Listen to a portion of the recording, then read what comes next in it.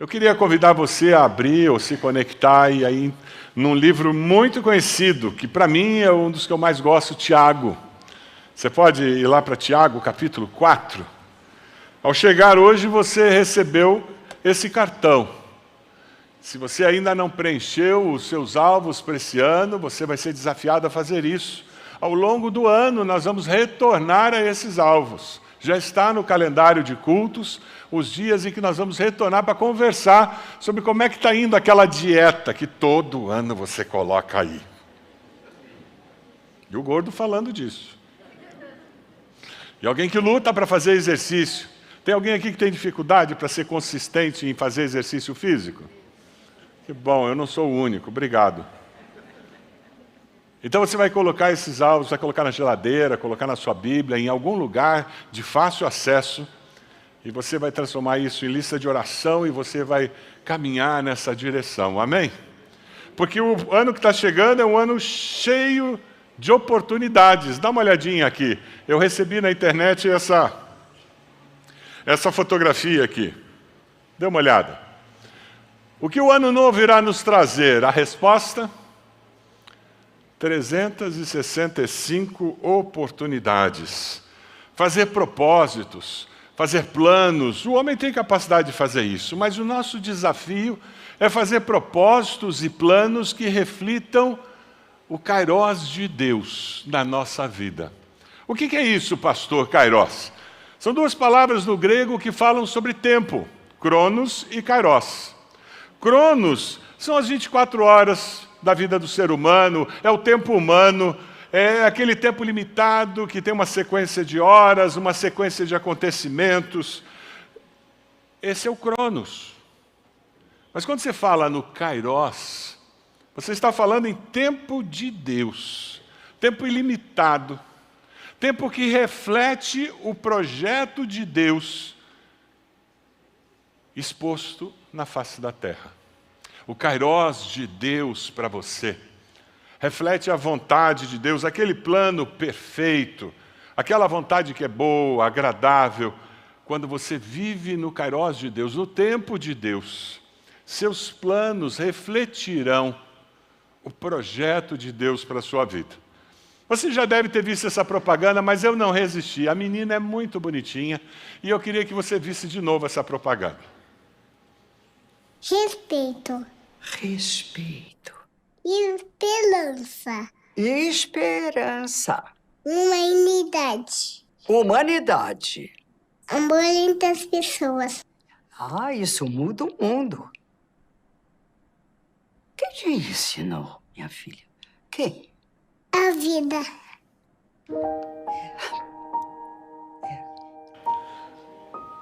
A Vina ensinou para ela tudo o que ela já sabe. Você está dando risada? Mas é isso que Deus faz quando Ele olha a tua autossuficiência. Você está dando risada? Aquela menina, ela sabe tão pouco que ela acha que sabe.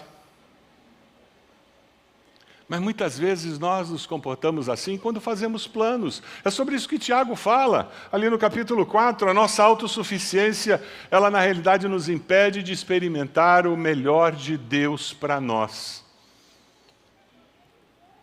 Nas viagens para Israel, Egito, Jordânia, eu tive a oportunidade de visitar algumas vezes as pirâmides. É um monumento impressionante.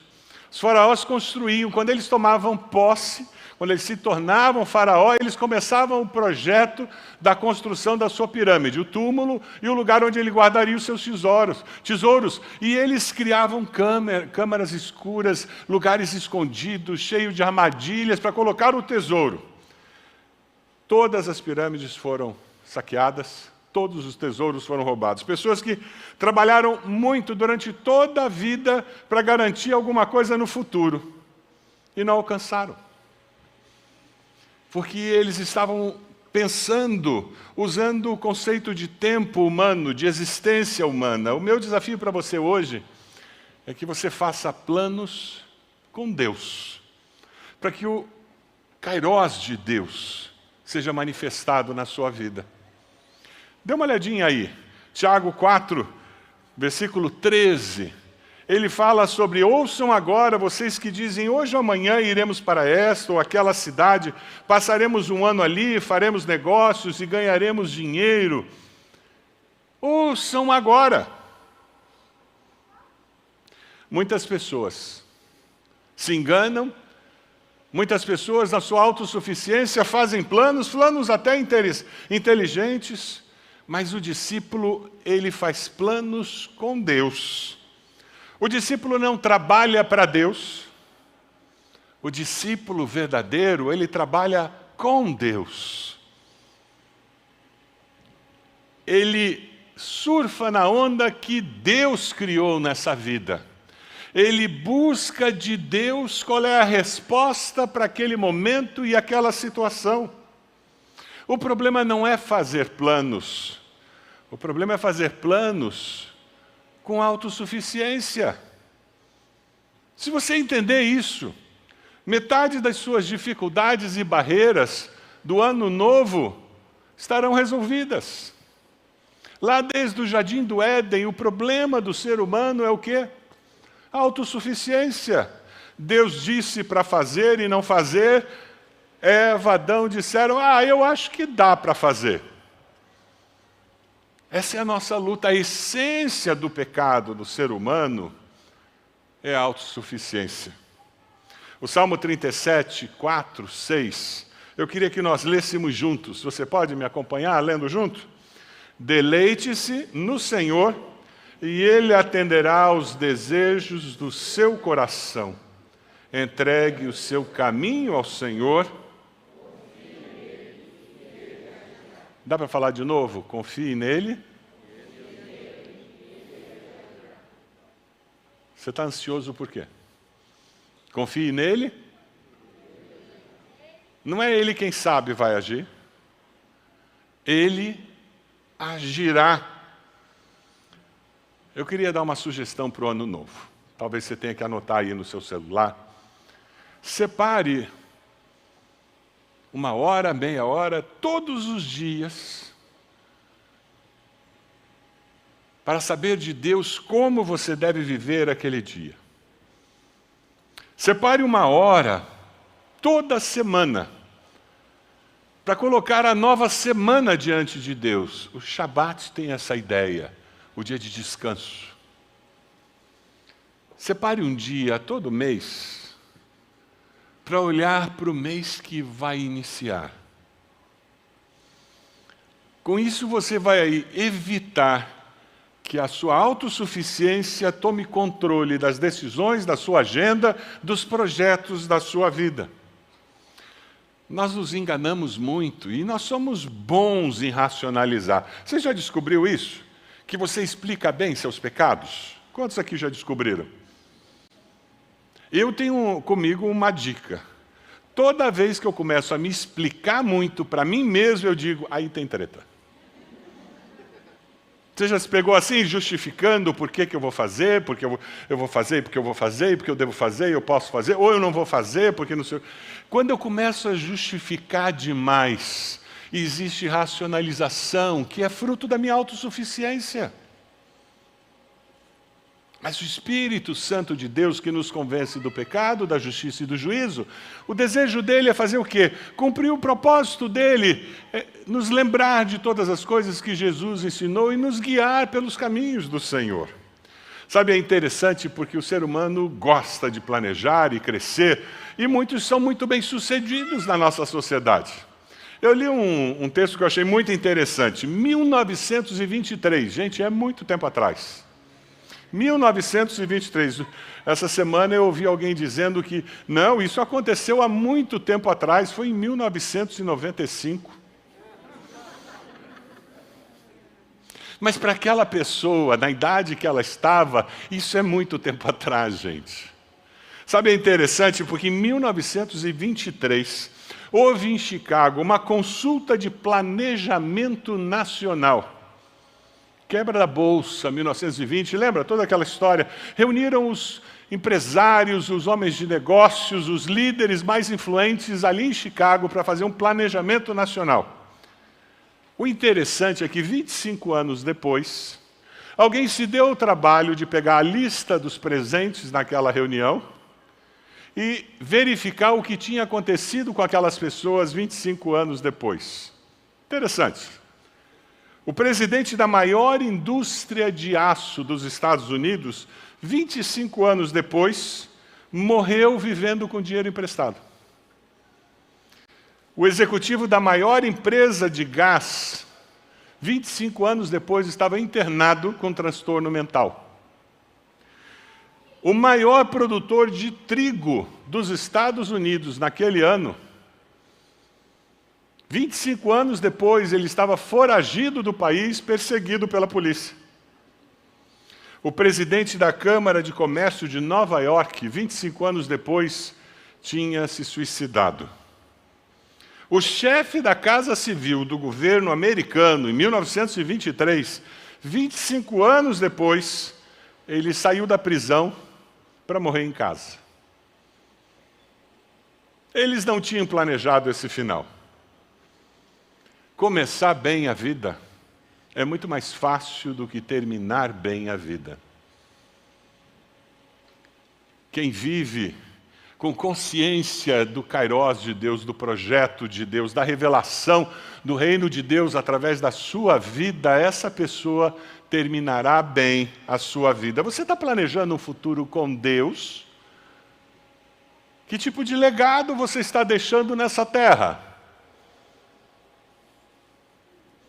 No dia do seu sepultamento, o que as pessoas dirão de como você usou os seus bens, suas oportunidades, seus dias de vida, sua influência? O que elas dirão?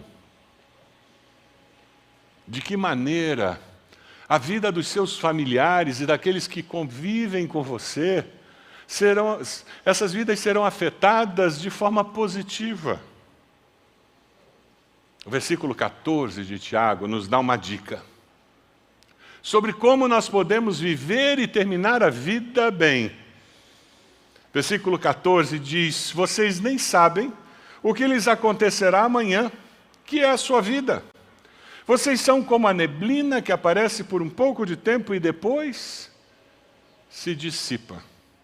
Meu desafio para você nessa noite é que você confie na soberania de Deus, abra mão da sua autossuficiência e faça planos com Deus de como você viverá 2022, 23, 24, 25, ou quem sabe, um de nós não estará para o 23, porque terá chegado o dia do nosso encontro com o Senhor.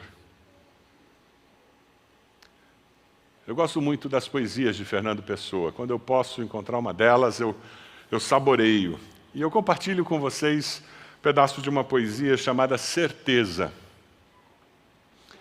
E o poeta diz assim: de tudo ficaram 3 coisas.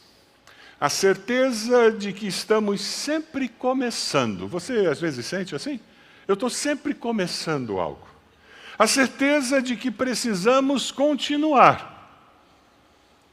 E a certeza de que seremos interrompidos antes de terminar.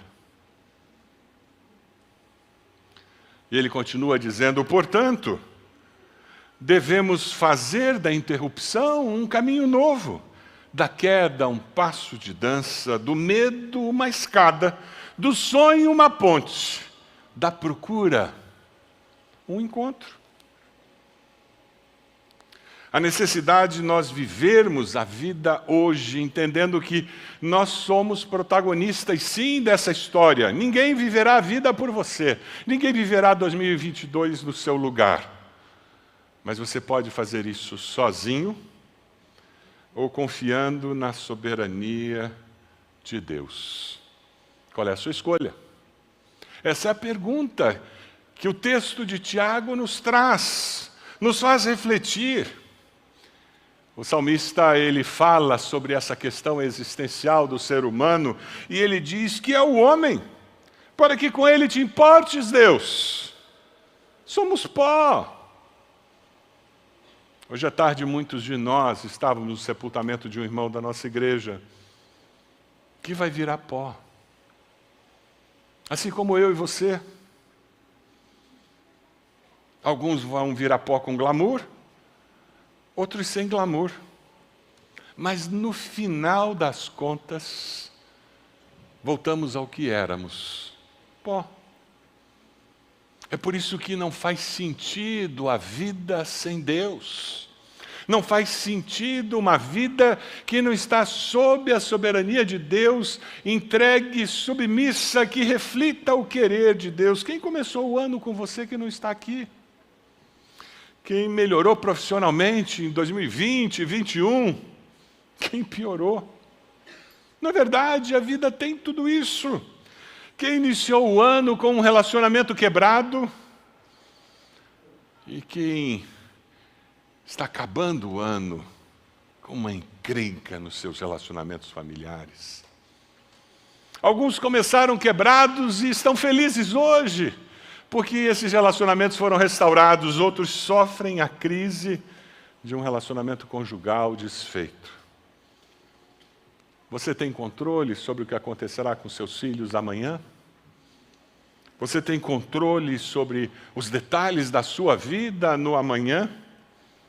Nós somos muito limitados, muito frágeis.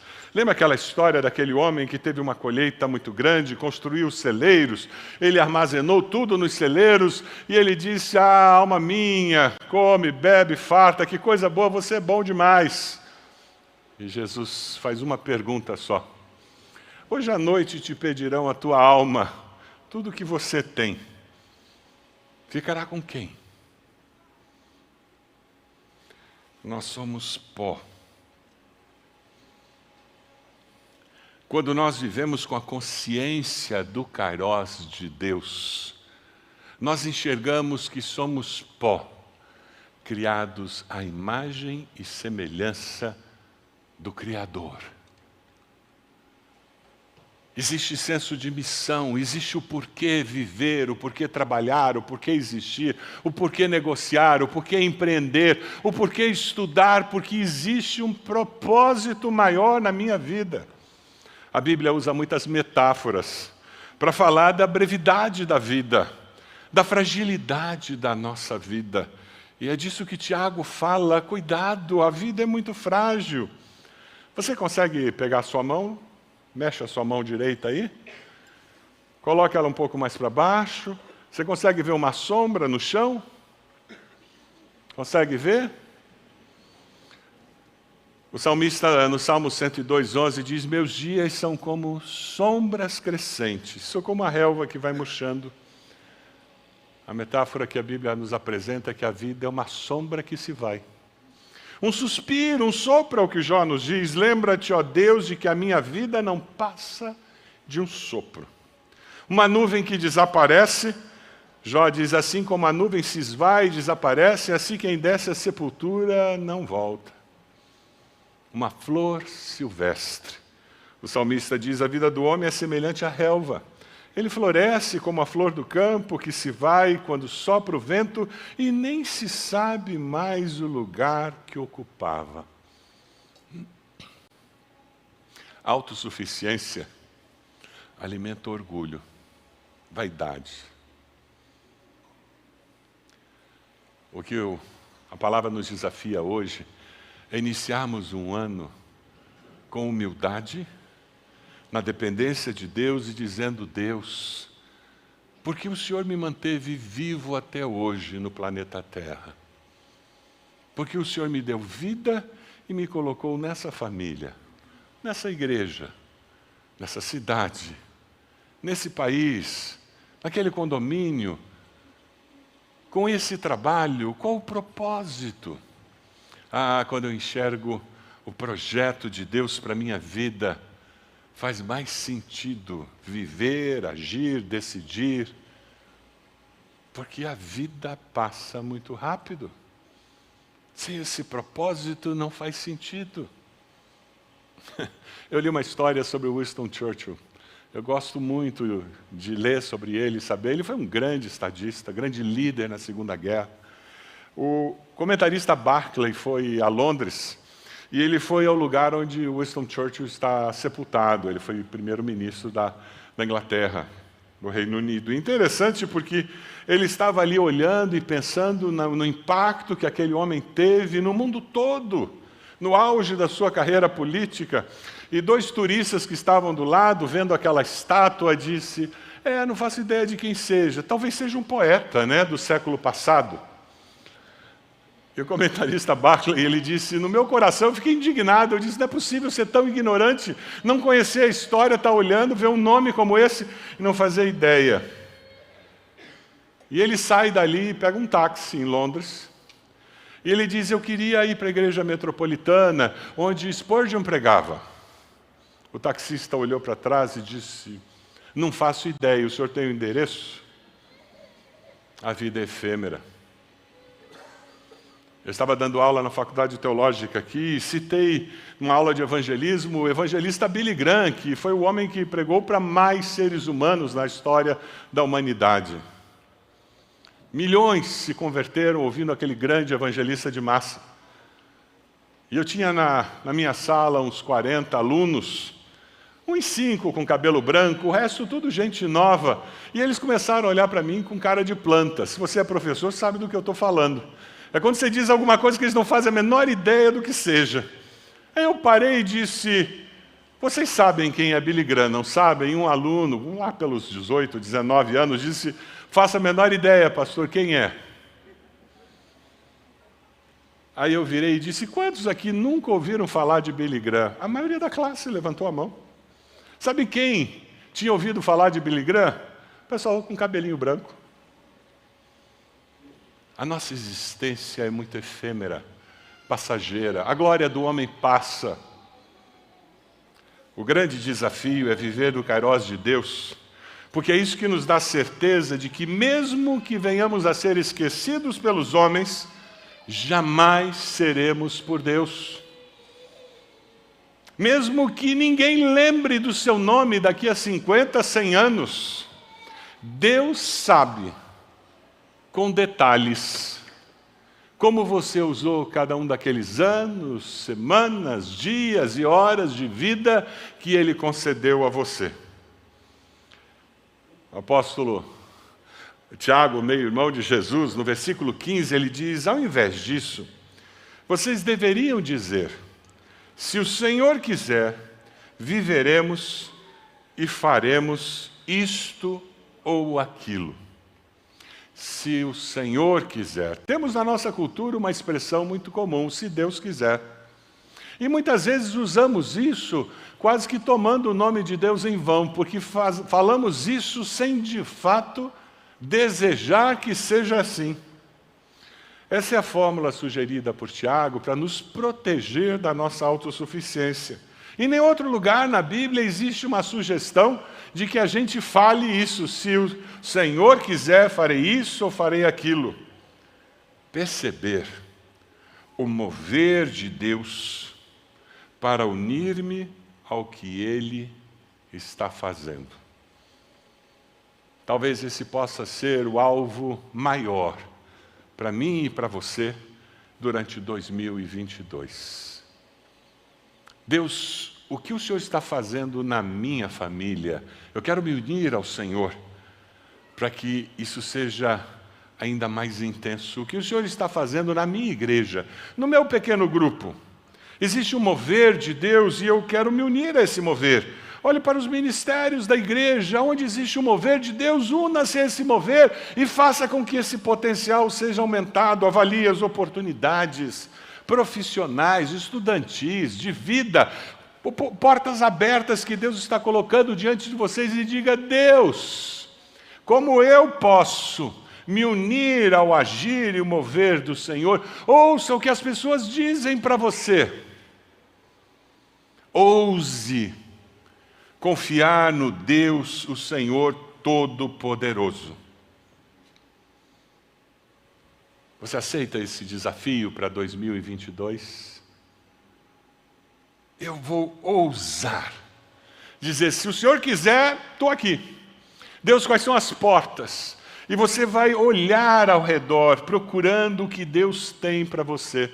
Você não vai passar a vida vendo séries simplesmente, olhando mídia social, passando o dedo pelo teu Instagram, pelo Twitter, o tempo todo. Porque você vai pecar por omissão, você vai gastar tanto tempo nessas coisas que não vai ter tempo para fazer o bem que Deus deseja que você faça. Comprar roupa nova não é pecado, carro novo não é pecado, casa nova não é pecado, pelo contrário. Que bom quando eu posso fazer isso, mas quando isso faz com que eu não entregue meu dízimo, com que eu não dê ofertas, isso faça com que eu viva endividado, aí eu estou pecando por ação. Eu estou fazendo aquilo que Deus não quer que eu faça. O grande desafio desse texto de Tiago, lá no versículo 16, 17, ele diz: agora, porém, vocês se vangloriam das suas pretensões, toda vanglória começa maligna. Pensem nisso. Quem sabe que deve fazer o bem e não faz, comete pecado. Fazer o bem, o que é? É fazer aquilo que reflete o projeto de Deus para você, para a sua família. Daqui a pouco nós vamos nos ajoelhar e vamos consagrar esse ano ao Senhor. Eu queria que você se ajoelhasse e consagrasse esse ano ao Senhor com um coração resolvido, dizendo: Deus, se o Senhor quiser eu vou fazer, senão não vou não. Eu não vou na frente do Senhor, eu não vou fazer mais do que o Senhor quer que eu faça. Deus, eu não vou com autossuficiência tomar decisões e planejar, não. Eu vou colocar tudo no teu altar, dizendo: Deus, é para fazer, não é como é. Eu vou usar os princípios que a palavra já me deu, porque eu quero, de coração, consagrar a minha vida, o meu ano, tudo o que vai acontecer ao Senhor. Esse é o desejo do seu coração? Diga amém. Qual é o mover de Deus na sua vida nesse momento? Pegue o cartão que você recebeu. Lá na sua saúde, física, emocional, no lazer. Qual o mover de Deus na sua família? Qual o mover de Deus nas suas finanças, na sua vida discipular, no seu pequeno grupo? Qual o mover de Deus com relação à sua saúde espiritual, ao ministério que você realiza? Qual o mover de Deus com relação à leitura bíblica, ao tempo de devoção diário? Qual o mover de Deus na sua profissão, nos seus estudos? Qual o mover de Deus naquelas pessoas que convivem com você e que não conhecem o amor de Deus? Como você tem sido agente de transformação social na nossa sociedade? A nossa cidade, a grande Curitiba, a região metropolitana, é um lugar melhor para se viver, porque você vive nela? Existe mais respeito na rua, na direção? Existem pessoas mais íntegras nos impostos? Existem pessoas mais verdadeiras nos relacionamentos, porque você é uma delas? O meu desejo é que ao preencher esses alvos, a gente com alegria veja o mover de Deus.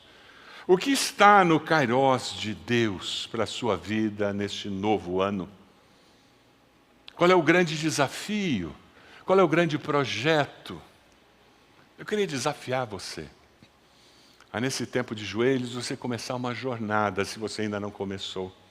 Deus, qual é o grande projeto de 2022 para a minha vida, para o meu caminhar com o Senhor? Quem sabe esse vai ser o ano, o kairós de Deus para você entrar numa faculdade, você fazer um curso, mudar de profissão. Talvez esse seja o kairós de Deus para que decisões muito sérias com relação a ministério, com relação a uma faculdade, você tenha que tomar. Talvez seja o kairós de Deus para mudarmos definitivamente algo no nossa vida familiar que faz anos que a gente diz que precisa melhorar. Como você viverá 2022 para a glória de Deus? Preencher esses alvos faz parte de uma busca. Deus, o que o Senhor tem para mim? Para que quando chegar a 31 de dezembro de 2022, eu possa olhar para trás e dizer, uau, mudou tanta coisa. Eu não sou o mesmo, minha família não é a mesma. Eu como profissional não sou o mesmo. Eu como membro da igreja não sou o mesmo. Nossa, como eu cresci, uau, incrível. Você quer dizer isso no final do ano? O desafio é que juntos, caminhando como comunidade de fé, a gente viva isso para Deus. Você quer fazer isso? Que tal se colocar de joelhos agora diante do Senhor, buscando a presença do Senhor? Se você trouxe seus alvos, eles já estão preenchidos, coloque-os diante do Senhor. Quem sabe você vai pegar uma caneta e vai começar a colocar alguma coisa que o Espírito de Deus está ministrando ao seu coração agora. E você já vai começar a preencher alguns alvos agora. Aí nas costas da cadeira à sua frente tem uma caneta. Tempo de você estar de joelhos na presença do Senhor, dizendo, Deus, eu quero saber qual é o teu projeto para mim. Eu sei que o Senhor tem um tempo para cada coisa. Eu quero saber qual é o tempo do Senhor para minha família. O que faz parte desse projeto do Senhor para mim nessas áreas? Tempo de consagração, se você já tem ideia de alguns alvos muito claros, coloque-os diante do Senhor, dizendo, Deus, eu quero, Senhor, que o Senhor manifeste o teu poder, a tua vontade na minha vida.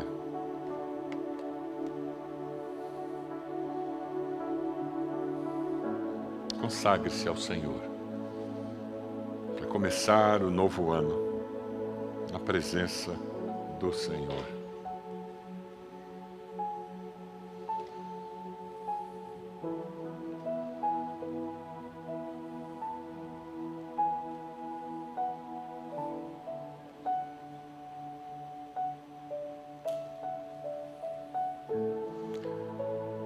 Momento para você interceder pelos seus familiares. Diga o nome de cada um deles para o Senhor.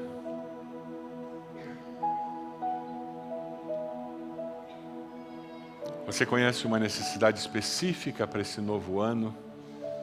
Diga a Deus, é o Carlos e é isso. É a Maria. E Deus, eu oro por isso. Quem sabe você vai fazer alguma anotação na margem desse cartão que você recebeu. Porque você não quer esquecer. Você não quer esquecer deste toque do Espírito. Você que está em casa, que está participando online, coloque-se de joelhos também e participe desse tempo tão especial na presença do Senhor. Ore pelos seus familiares, diga o nome deles para o Senhor. Coloque-os diante do Senhor.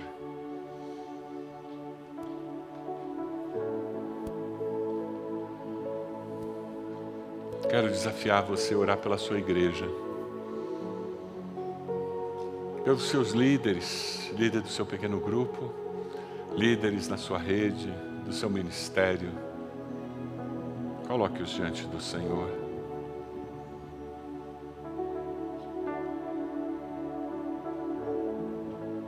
Ore pelos pastores, ministros, obreiros de nossa igreja, cada um deles, aqueles que estão mais próximos de você, diga o nome deles para o Senhor.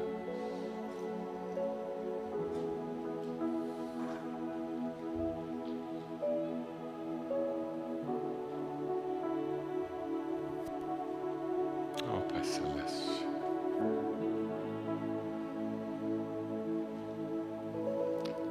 Eu desafio você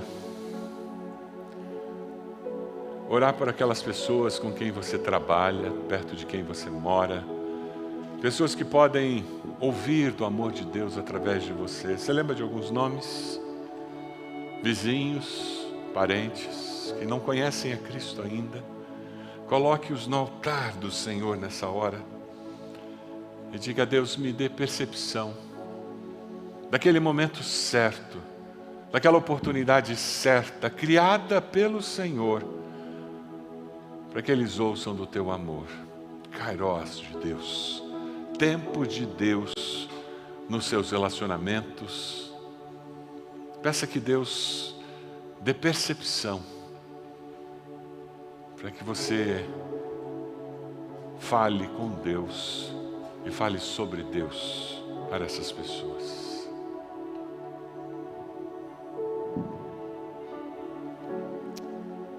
Verdade, Senhor. Nós nos colocamos aqui no teu altar e a nossa oração, Senhor, é que o Senhor esteja cumprindo o teu propósito nas nossas vidas. Sim, é isso que nós queremos. Que o Senhor cumpra o teu propósito nas nossas vidas, Deus amado. Nós queremos viver para o louvor da tua glória, Senhor. Queremos servir aqueles que estão próximos de nós em nome de Jesus. Ó Deus, nós pedimos que toda aquela influência, aquele poder que Satanás possa vir a ter sobre nós nesse novo ano, seja derrubado pelo poder de Cristo Jesus.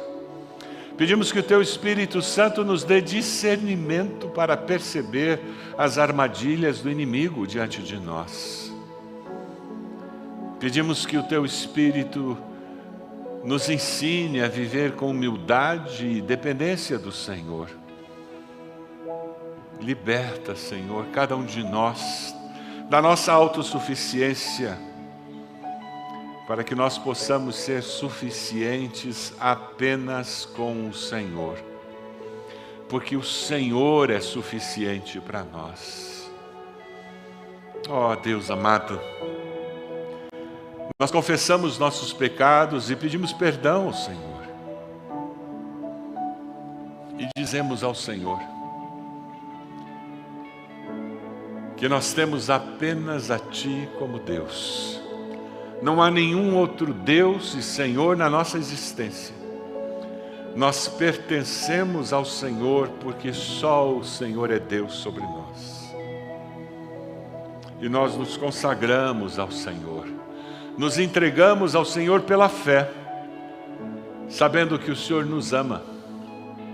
Que o Senhor tem um plano lindo para cada um de nós. E o que nós te pedimos é que nesse novo ano, esse ano que se inicia agora, nós possamos mais do que nunca na nossa existência perceber o mover do Senhor ao nosso redor e em nós. Nós consagramos nossos alvos, nossas vidas, todas as dimensões da nossa existência ao Senhor. E é com gratidão no coração por tão grande salvação e por conhecer ao Senhor, é que nós iniciamos mais um ano de vida. Nós oramos assim, no precioso nome de Jesus. Amém.